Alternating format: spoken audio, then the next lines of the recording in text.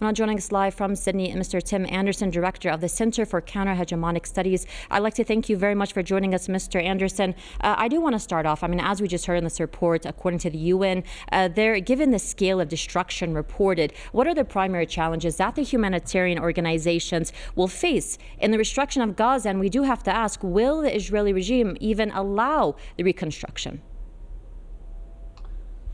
Thank you for inviting me. Yes, of course, a key concern is the breaches of the ceasefire by the Israelis, and it's a temporary ceasefire, and it's been welcomed, of course, by the people, and it's allowed some ingress of convoys of aid, supplies, and so on. But the immediate concern is going to be for shelter and for clean water, for example, and then.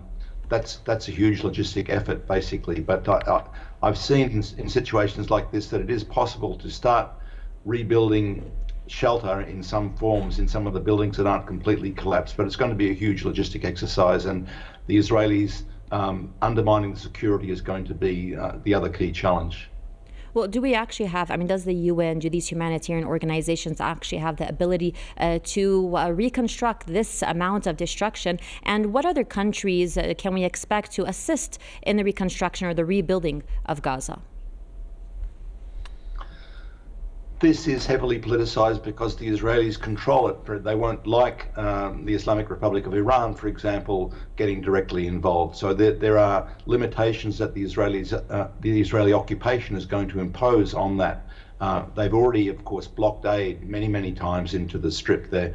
I think the question of reconstruction of homes is going to be initially, the way I've seen it in other places is that the agencies can clear the roads, they can provide clean water, they can even put on power sometimes, but the reconstruction of shelter is up to the families, and with some tarpaulins and other sorts of materials that are made available in the first instance. That's the emergency situation. Basically, it's going to be a question of tarpaulins, using what buildings exist there, and then the question of how the Israelis are going to control who is allowed to provide aid in those circumstances. We know that some food has been going in, that's very welcome, but the large-scale supplies, the Israelis are going to say, well, we fear that there's going to be arms going into the resistance, and they're going to try and block and veto that, and that's going to be another threat to the existence of people there, of course, because their lives are on a thread now, because the cold is a serious issue, as well as the lack of clean water and food.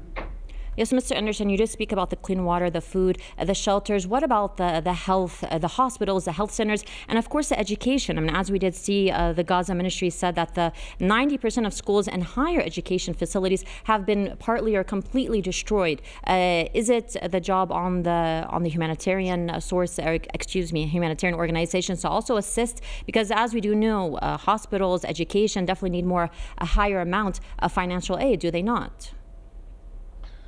Yes, the local authorities will be looking at the school question, and I think UNRWA also, if they are allowed in. Of course, the Israelis have been trying to destroy UNRWA, the special UN agency dedicated for Palestinian refugees. So that's but they have a hand in constructing schools too. I expect they'll move on that fairly quickly, actually, when the security situation is a little better. Well, I'd like to thank you very much, Mr. Tim Anderson, Director of the Centre for Counter-Hegemonic Studies, joining us there from Sydney.